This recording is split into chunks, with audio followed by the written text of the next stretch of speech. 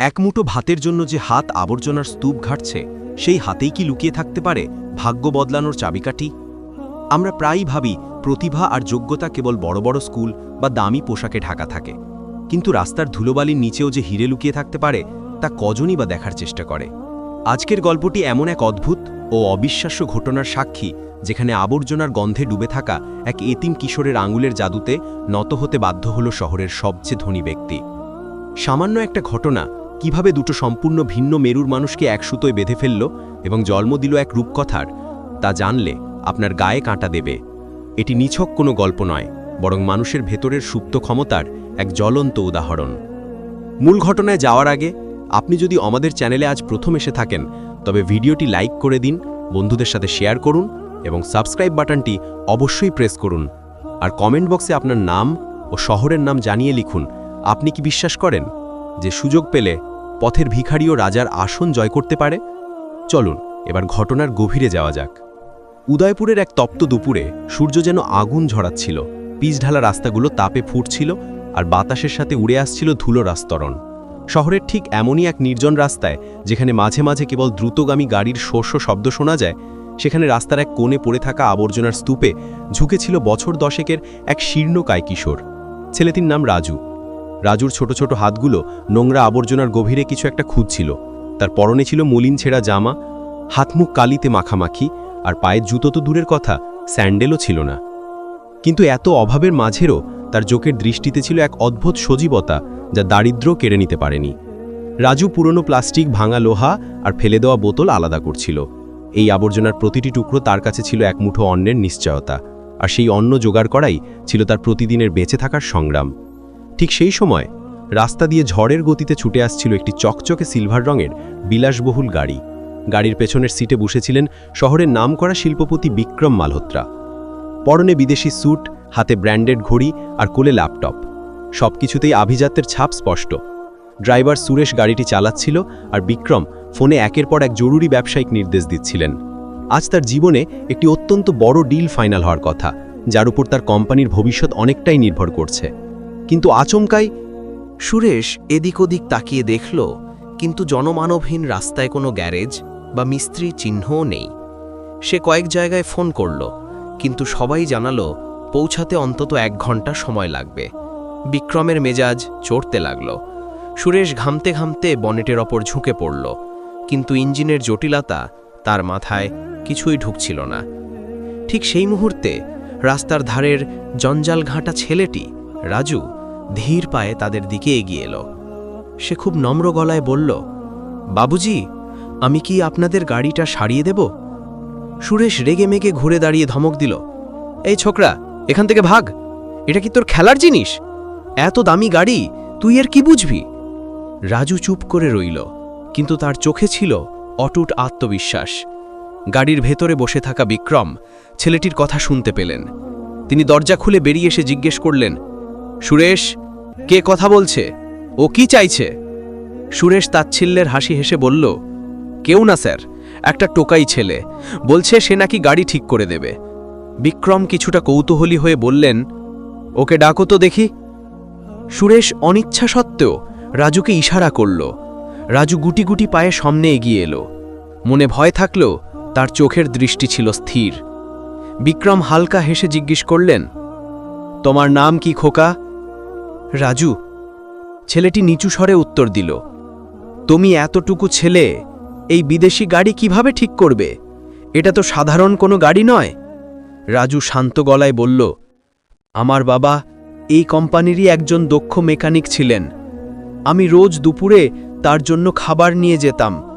তিনি কিভাবে ইঞ্জিনের কাজ করতেন আমি সব মন দিয়ে দেখতাম। আপনি যদি অনুমতি দেন, আমি একবার চেষ্টা করে দেখতে পারি? বিক্রম প্রথমবারের মতো রাজুর চোখের দিকে তাকালেন। সেখানে তিনি দারিদ্র্য দেখলেন না, দেখলেন এক সুপ্ত প্রতিভা, দেখলেন সাহস, আর হয়তো এক নতুন অধ্যায়ের সূচনা। ঠিক আছে রাজু, বিক্রম সম্মতি দিলেন। দেখেই তুমি কি করতে পারো। রাজু এক ফালি হাসি দিয়ে গাড়ির সামনের দিকে এগিয়ে গেল। রাস্তার ধারে দাঁড়িয়ে থাকা সেই বিশাল গাড়িটির বনেট খোলা ছিল। শীতের বাতাসের মধ্যেও ইঞ্জিন থেকে গরম ভাব বেরোচ্ছিল।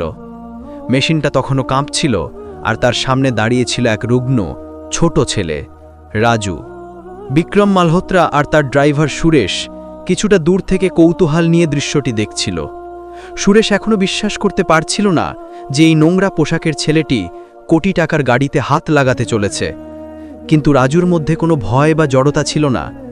সে বনেটের ভেতরে উকি দিল, ইঞ্জিনের ভেতরের তারগুলো ভালো করে দেখল, শব্দের ধরনটা কান পেতে শুনল, আর তারপর মাটি থেকে একটা পরিত্যক্ত লোহার রড কুড়িয়ে নিল।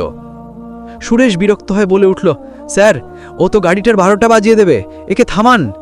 বিক্রম হাত তুলে তাকে থামিয়ে দিয়ে বললেন, সুরেশ, ওকে শান্ত হয়ে কাজটা করতে দাও।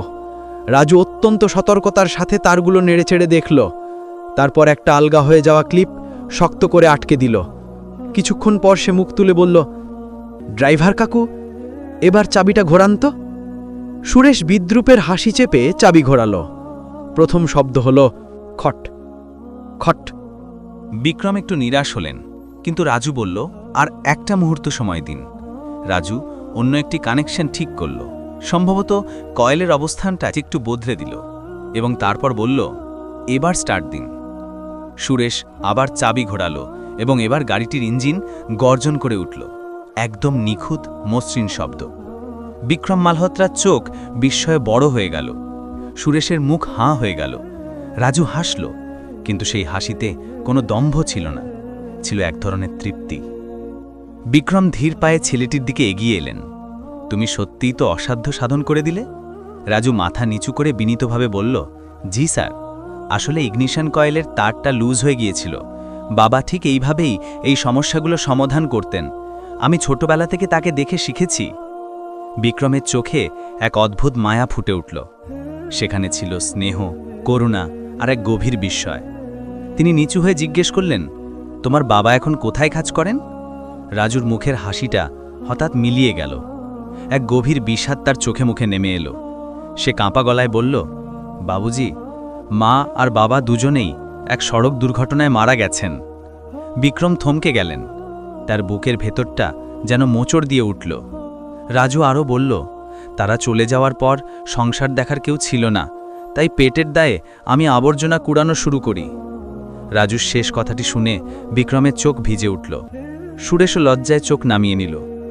এতটুকু একটা ছেলে মা বাবাকে হারিয়েছে, অথচ জীবনের কাছে হার মানেনি। আবর্জনার মাঝেও সে আলো খুঁজছে, এবং পৃথিবীর অন্যতম জটিল কাজ, দামি গাড়ির ইঞ্জিন মেরামত, কত সহজেই করে ফেলল।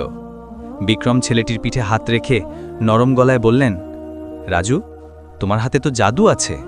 ছেলেটি লজ্জা পেয়ে বলল, না বাবুজি, এসব তো বাবার কাছে শেখা বিদ্যে। বিক্রম কিছুক্ষণ শুধু অপলক দৃষ্টিতে তার দিকে তাকিয়ে রইলেন।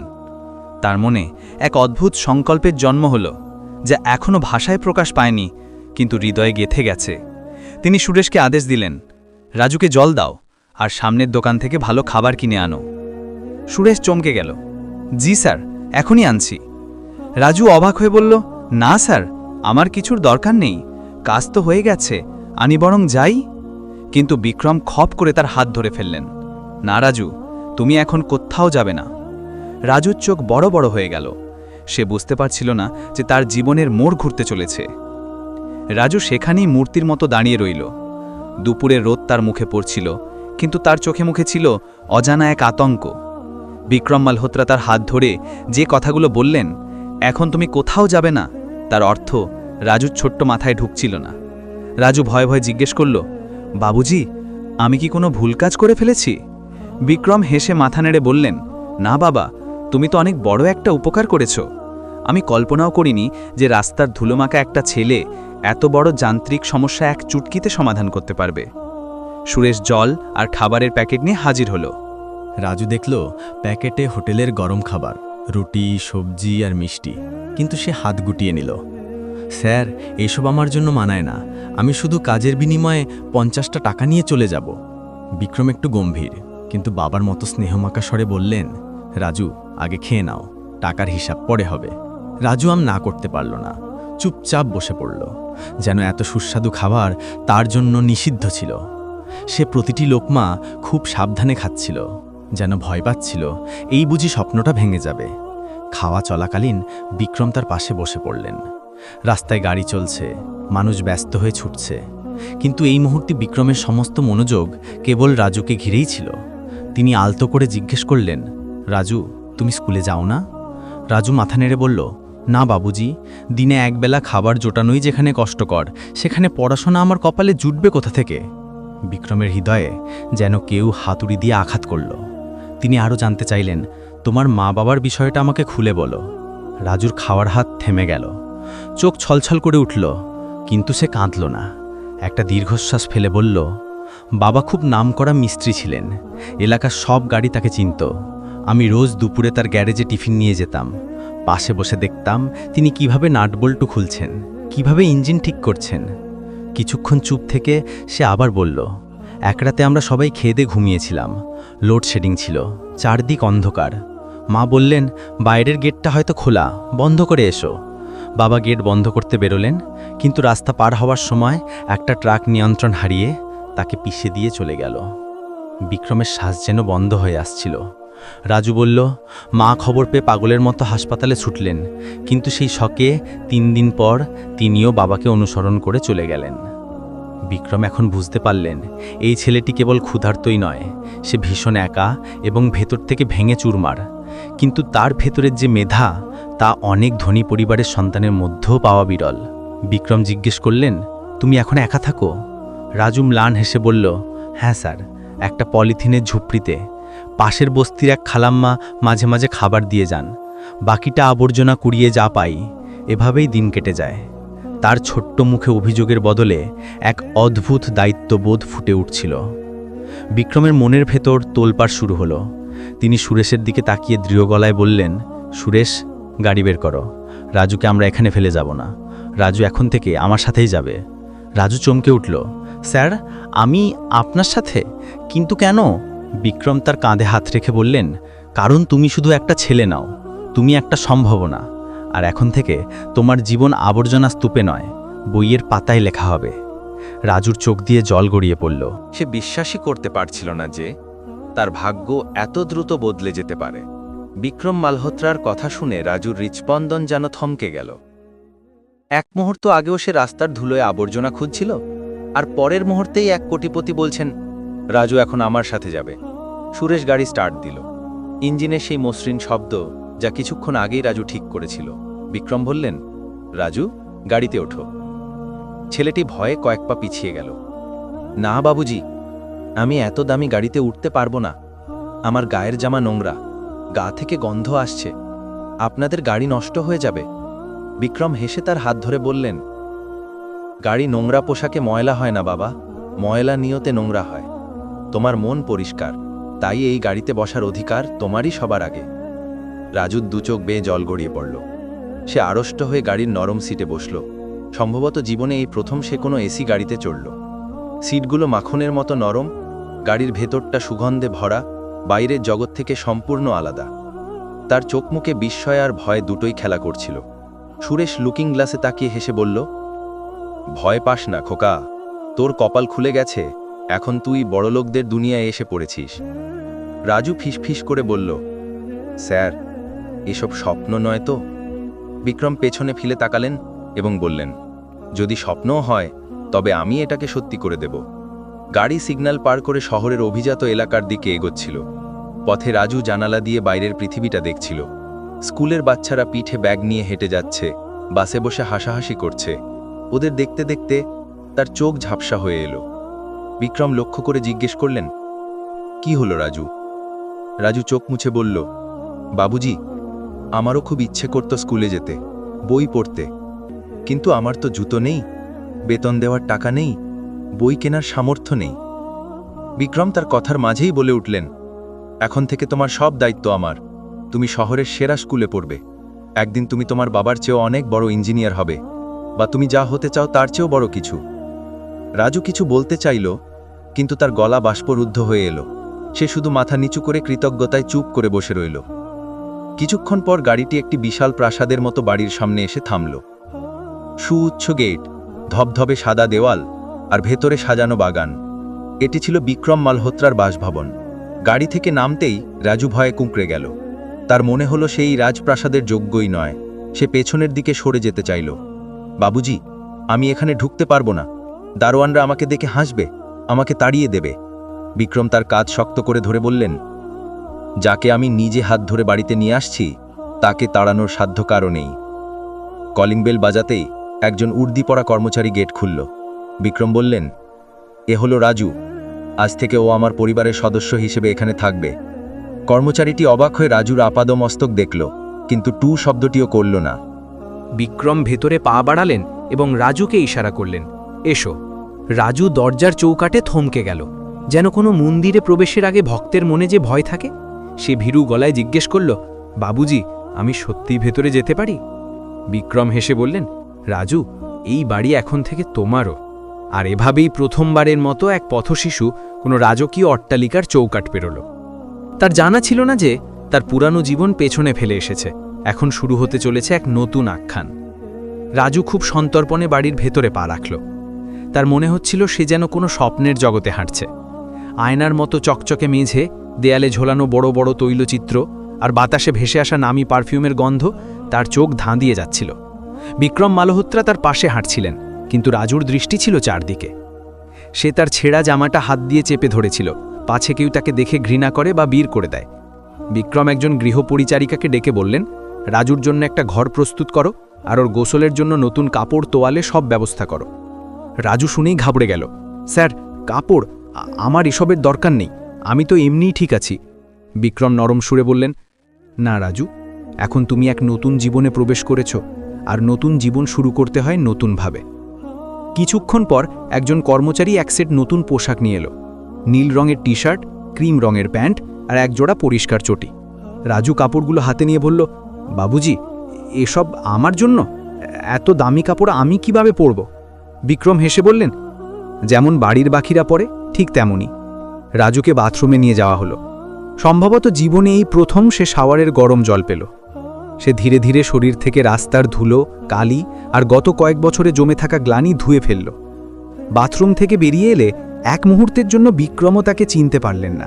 রাজুকে সম্পূর্ণ অন্যরকম লাগছিল, পরিষ্কার, স্নিগ্ধ, যেন কোনো সম্ভ্রান্ত পরিবারের সন্তান। কিন্তু তার চোখে তখনও সেই ফেলে আসা কষ্টের ছায়া লেগেছিল। বিক্রম বললেন, এসো বাবা, আমরা খেতে বসি। ডাইনিং টেবিলে হরেক পদের খাবার সাজানো ছিল, লুচি, আলুর দম, ডাল, সালাদ আর মিষ্টির পাহাড়। রাজু এত খাবার একসাথে কখনো দেখেনি। সে চেয়ারে বসার আগেই ইতস্তত করতে লাগল, বাবুজি, আমি বরং মেঝেতে বসেই খেইনি, এমন রাজকীয় চেয়ারে বসার অভ্যাস আমার নেই। বিক্রম নিজে চেয়ার টেনে দিয়ে বললেন, যার মন আকাশের মতো বিশাল, সে যে কোনো সিংহাসনের যোগ্য। রাজু কাঁপা কাঁপা হাতে খেতে শুরু করল। প্রতিটি গ্রাস তার কাছে ছিল অমৃতের মতো। প্রতিটি লোকমা তাকে মনে করিয়ে দিচ্ছিল যে সে এখন আর অনাথ নয়, একা নয়। খাওয়া শেষ হলে রাত নেমে এলো। কর্মচারী তাকে তার জন্য নির্দিষ্ট করা ঘরে নিয়ে গেল। ঘরটি ছিল ছবির মতো সুন্দর, ছোট আলমারি, ধবধবে সাদা বিছানা আর হালকা নীল আলো। রাজু ঘরে ঢুকে দরজা বন্ধ হবার পর ধীর পায়ে বিছানায় বসল। নরম গদিতে হাত বোলাতেই তার বুটের ভেতরটা হু হু করে উঠল। সে বালিশে মুখ গুজে কান্নায় ভেঙে পড়ল। মা, বাবা, আজ যদি তোমরা বেঁচে থাকতে, তবে দেখতে তোমাদের রাজু কত বড় বাড়িতে আছে। রাজু বালিশ জড়িয়ে ধরে হেঁচকি তুলে কাঁদতে লাগল। চোখের জলে বালিশ ভিজে গেল, যেন এত বছরের জমে থাকা সব কষ্ট আজ বাঁধ ভেঙে বেরিয়ে আসছিল। সে কাঁদতে কাঁদতে বিছানার এক কোণে গুটিসুটি মেরে শুয়ে পড়ল। চোখের পাতা ভারী হয়ে এলো এবং কিছুক্ষণের মধ্যেই সে গভীর ঘুমে তলিয়ে গেল। সকালে এক নতুন সূর্য তার জন্য অপেক্ষা করছিল, কিন্তু রাজু জানত না যে বিক্রম মালহোত্রা রাতেই তার ভবিষ্যতের পুরো নকশা তৈরি করে ফেলেছেন। কাল থেকে রাজুর জীবন আর আগের মতো থাকবে না। এই পরিবর্তন শুধু বাসস্থানের নয়, হতে চলেছে তার গোটা ভাগ্যের। পরদিন সকালে জানালার ফাঁক দিয়ে রোদ এসে রাজুর চোখে পড়ল। কোনো অ্যালার্ম ছিল না, কোনো হাঁকডাক ছিল না, কিন্তু বহু বছরের অভ্যাসে রাজু সূর্য ওঠার আগেই জেগে উঠল। সে চোখ মেলে চারদিকে তাকালো। নরম বিছানা, এসি ঘর, পরিষ্কার আসবাবপত্র, সবকিছু দেখে তার মনে হলো সে এখনও স্বপ্ন দেখছে। ঠিক তখনই দরজা খুলে বিক্রম মালহোত্রা হাসি মুখে ভেতরে ঢুকলেন।